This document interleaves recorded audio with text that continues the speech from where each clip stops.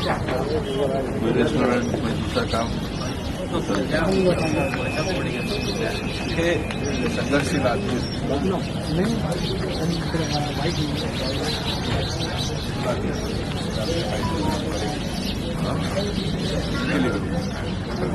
करना है। लगन से इतने साल से अगर कोई चीज करने की 15-20 साल हो गए काम भी करना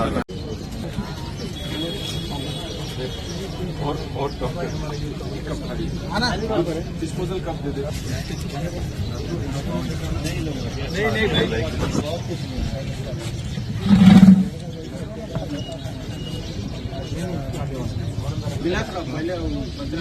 नहीं एक लीटर में कितने गिलास?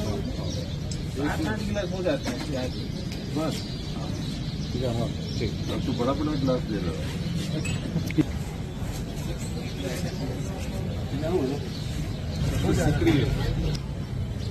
वो इतने लोग सबका आप वो देते